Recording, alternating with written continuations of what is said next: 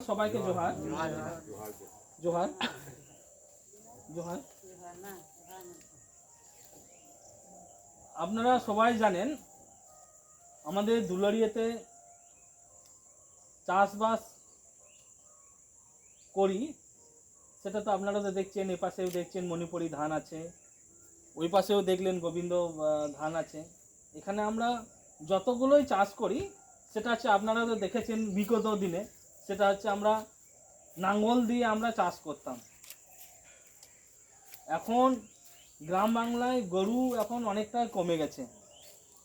এখন গরু বলতে মানে নেই, এইরকম এমন একটা জায়গায় চলে এসেছি আমরা। ওই জন্য আমরা বিশেষ করে আমরা বড় ট্রাক্টরে চাষ না করে আমরা কিন্তু একটা ছোট ট্রাক্টরে যাতে চাষ করা যায়। কারণ ছোট ট্রাক্টরে চাষ করতে গেলে সেটা হচ্ছে আপনারা দেখবেন মাটিটা কিন্তু খুব সুন্দর হয়, যেটা বড় ট্রাক্টরের তুলনায়। বড় ট্রাক্টরটা দেখবেন আপনার হচ্ছে মাটির নিচে ছোট ছোট যে ব্যাকটেরিয়াগুলো আছে তারা কিন্তু অনেকটা দূরে চলে যায় বা নষ্ট হয়ে যায়, আর মাটিটা চাপ বেশি পায়, আর হচ্ছে আপনার অনেকটা গর্ত হয়। দেড় দু মানে এটা যেমন হচ্ছে আপনার 4 ইঞ্চি একটা এর মাপ আছে, এর বেশি কিন্তু এটা কিন্তু আপনার বেশি কিন্তু খাল হয় না। আর বড় ট্রাক্টরের ক্ষেত্রে সেটা হচ্ছে আপনার কোথায় 3 ফুট, কোথায় 2 ফুট, কোথায় 1.5 ফুট, যেখানে যেমন এটা হচ্ছে বেশি যেখানে জল জমা থাকলেও সেটা যে ওর যেটা মাপ সেই মাপে কিন্তু চাষটা হয়। আর আমরা বেশি জোর দিয়েছিলাম সেটা হচ্ছে ব্লতে, যেটা হচ্ছে গরুর হাল কিংবা মোষের হাল, কিন্তু পাওয়া যাচ্ছে না বলে এখন মানে দিনটা এমন একটা এখন চলে এসেছে, সেটা হচ্ছে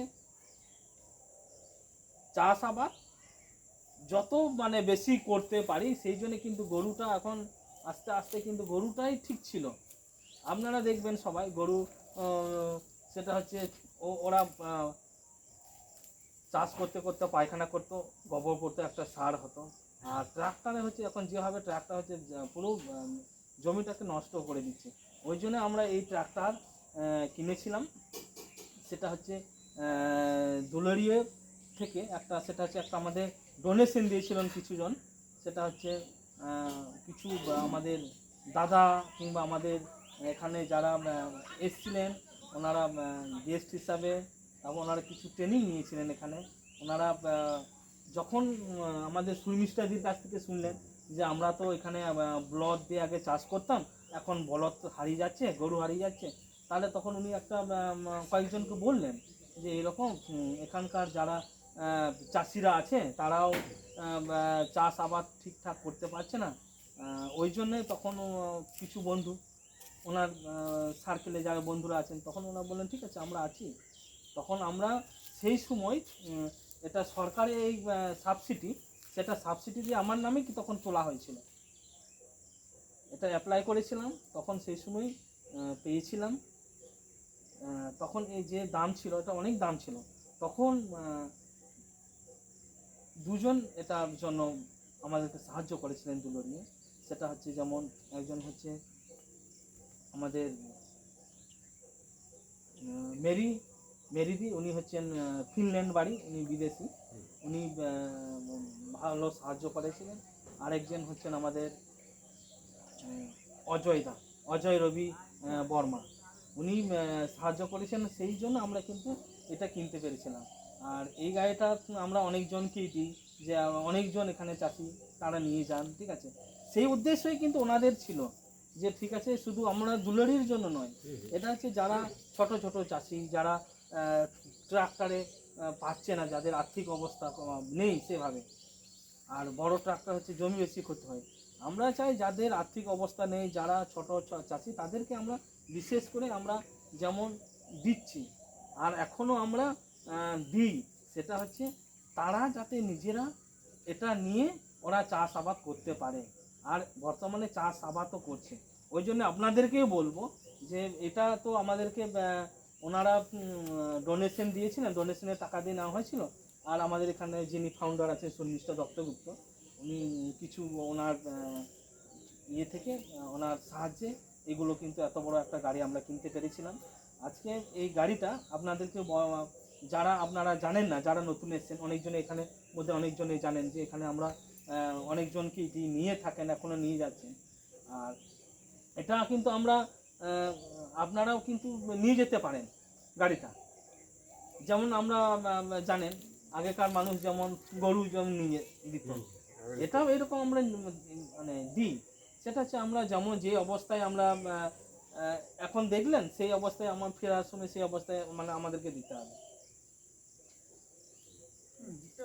হ্যাঁ, কোনো প্রশ্ন থাকলে জিজ্ঞেস করতে পারেন। হ্যাঁ, কোনো প্রশ্ন যদি থাকে আপনাদের মধ্যে। যেমন লাইব্রেরিতে আমরা গিয়ে বই নিই না, ওই এই বই নিয়ে গেলাম, পড়লাম, আবার দিয়ে গেলাম। হ্যাঁ, এটা মনে করো কেউ নিয়ে গেল, রতনে নিয়ে গেল, এবার এখানে তোমার ভালো অবস্থা নিয়ে গেল, ওখানে তারা জায়গায় দেখলো কোনো একটা যান্ত্রিক গোলযোগ হয়ে গেল, তাদের জন্য বলছি হতেই পারে যান্ত্রিক, হ্যাঁ হ্যাঁ তাই তো? সেখানে ধরো মানে চাষ হবে না, তার সেই অবস্থায় কি একে কোনো ক্ষতিপূরণ দিতে হবে কিনা, বা এটাকে ছাড়িয়ে দিতে হবে নাকি, এরকম কোনো সিস্টেম আছে? না, যিনি যখন নিয়ে যাবেন তাকে তো সেভাবে আমরা দিচ্ছি। উনি যখন চাষাবাদ করবেন আমরা যেই যেমন দিয়েছিলাম সেরকমই সেই অবস্থায় আমাদেরকে ফ্রি দিতে হবে। আমরা ওটার জন্য কিন্তু কোনো টাকা নিচ্ছি না, আমরা নিই না টাকা। আমরা কিন্তু এখানে শুধু উনি মনে করুন চুরকি দিয়ে নিয়ে গিয়েছেন, চুরকি দিয়ে তেল ভরলেন, উনি নিয়ে গেলেন, চালালেন, আবার যেমন অবস্থায় ছিল সেরকম আবার দিয়ে গেলেন। তার আগে কিছু প্রসেস আছে ওইগুলোকে ফলো করতে আমরা যেমন ফলো করতে হবে, যেমন আমরা যেমন যে অবস্থায় দিলাম ফটো নিয়ে আমরা নিলাম। ছবি করলাম, যাতে একটা খাতায় কোথাও sign করা হবে। খাতায় একটা সাইন করতে হবে যে হ্যাঁ আমি মধু ঘোষ 52 গ্রাম আমি আজকে নিয়ে যাচ্ছি, মানে আজ সারাদিন বা দুদিনের জন্য। কিংবা 2 দিনের জন্য। ওটা আপনি নিয়ে গেলেন, তারপর 2 দিন পর আবার দিয়ে এলেন, আবার আপনার যদি 1 সপ্তাহ পর আবার মনে হলো, এইরকম করে আপনি সাইন করবেন যেমন আছে। দাদা বলছে কি যদি কিছু খারাপ হয়ে যায় তাহলে কি করে কি করা হবে, মানে রিপেয়ার করা হবে না? তার জন্য তো উনি বললেন যে না, যে অবস্থায় ছিল সেই অবস্থায় তো সেটা দিতে হবে।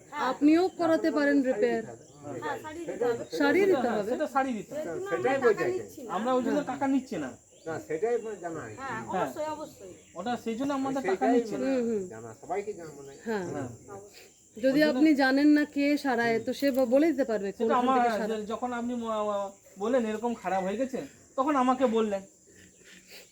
বললেন ঠিক আছে তাহলে আমি মিস্ত্রি রেখে দিলাম। হ্যাঁ, বুঝতে পারলেন, মিস্ত্রি গেল ও হ্যাঁ, কাজ ই করলো, সেটাই আবার বোঝা যায়। আপনি আবার চাষ করতে লেগে গেলেন, তারপরে যেমন এসে দিয়ে গেল, যেমন আবার ছিল সেরকম দিয়ে গেলেন। তাহলে এখানে থেকে খালি খালি তেল দিতে হবে, তাই তো? তেলটা আপনার তেলটা না কিছু লাগবে না, তাই তো, খালি তেল লাগবে, আর কোনো শুধু টাকা তেল পয়সা লাগবে আর কোনো কিছু ভাড়া লাগবে না। সেটাই। যেমন আগে নিয়ে যেতেন যেমন সেরকমই, অনেকে বলে আর পয়সা লাগে কিনা, হ্যাঁ পয়সা লাগবে না, যেমন আগে নিয়ে যেতেন যে আমরা যেমন দিতাম আগে যে শুধু তেল আপনারা ভরুন আর নিয়ে যান, এইরকমই এখনো আমরা করছি, ঠিক আছে, আগামী দিনেও সেটা আমরা মানে করছি। ভালো জিনিস। দাদা এটাতে কতটা ডিজেল দিয়ে আপনাদের গতবারেরটা বলে দাও না, কতটা ডিজেল লেগেছিল এই পুরো চাষ এইটা করতে ঘন্টা লাগে, ঘন্টা ঘন্টায় কত যেটা মনে এটা হচ্ছে আপনাদের 1 লিটার লাগবে ঘন্টায়, বেশি সেটা লাগবে, 1 লিটার বেশি লাগে।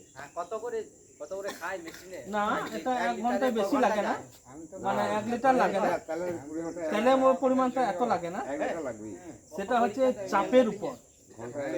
এটা যদি খুব শোনো কি বলছে দাদা, কি বলছে শোনো, এইদিকে একটু শোনো।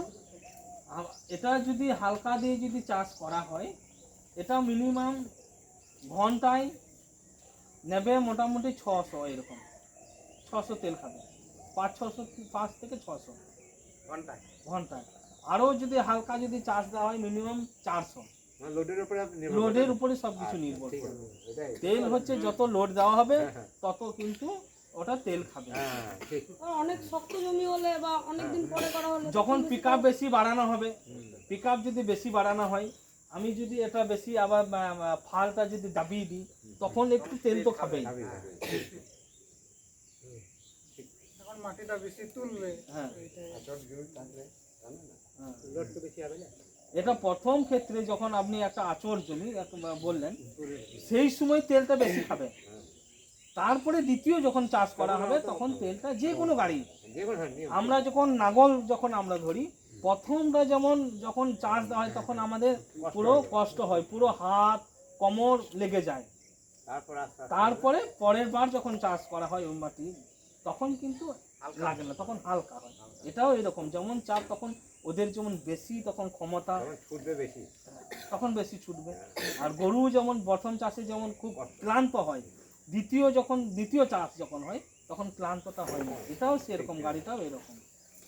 ওই জন্য আপনাদেরকে আরেকবার বলছি, আপনারা নিয়ে যান, যখনই চাইবেন আমাদের এখানে ছবি করব, সাইন করবেন, একদিন হোক দুদিন হোক, আপনারা নিজেদের মতন চাষ করুন। আর দাদা আপনাদেরকে এটা চালাতেও শিখিয়ে দেবে, মানে আর আপনারা যারা, দিদি খুব ভালো বললেন, সেটা হচ্ছে আপনারা যারা চালাতে জানেন না তারাও দরকার হলে আমি শিখিয়ে দেবো। সামনে পেছনে কোন রোটার, যেটা এটা তো রোটার, হাই লো, সেটা শেখানো হবে।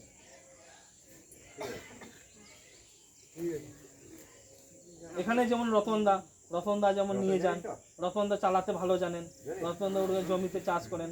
এখানে হ্যাঁ, আলুপে লিটে লাডো, আলুপে তোমকা, আলুপে লান্ডা বাড়ে, ঠিক না? ঠিক আছে তোমার কাছ থেকে ওই রতনদাকে অনেকবার উনি নিয়ে যান। এইরকম অনেক চাষি আছে এখানে, ওই জন্য আপনারা নিয়ে যান, চাষ করুন, ভালো ফসল উৎপাদন করুন। আমাদের আপনারা তো শিখলেন একটু আগে কিভাবে আমরা যেভাবে তৈরি করে কিভাবে ফসল উৎপাদন করব। আর ওই জন্য বিশেষ করে আপনাদেরকে বলবো, এই হ্যান্ড ট্র্যাক্টরটাকে ব্যবহার করুন, হ্যান্ড ট্র্যাক্টরে চাষ করুন। আর আপনারা দেখবেন হ্যান্ড ট্র্যাক্টরে চাষ করলে 2 বস্তা 3 বস্তা বিঘেতে ধান বেশি পাওয়া যায়। ট্রাক্টরে যদি চাষ করেন, এটা মাটিটা মাটি হয়, আপনার হচ্ছে 4 ইঞ্চি থেকে বেশি হয় না। এতে দিলে আমরা কি মানে মাটি সমান করে দেয় হুম, না গো? মাটিটা সমান করে দেয়। মই দরকার বসে না এক টানে দুটো কাজ হয়ে যায়, মই দেওয়ার দরকার। ফাঁকের সময় জল থাকলে সমান করে ভালো হয়। সেই জলের দরকার। ঠিক আছে, আর কিছু কারো প্রশ্ন থাকলে? আর এখন যা ব্যাপার হয়েছে, যেটা বললো আর কি, এখন আগে যেমন গরু ছিল, গরুর হাল ছিল, গরুর মধ্যে হাল, এখন কিন্তু গরুর মধ্যে হাল নাই ঠিকই। এখন যত দিন যদি কোনো যান্ত্রিক দিকেই চলে আসছে, কিন্তু ট্রাক্টর আমাদের বেশি হচ্ছে যেমন করে, তারপরে কিন্তু স্পিডে আমাদের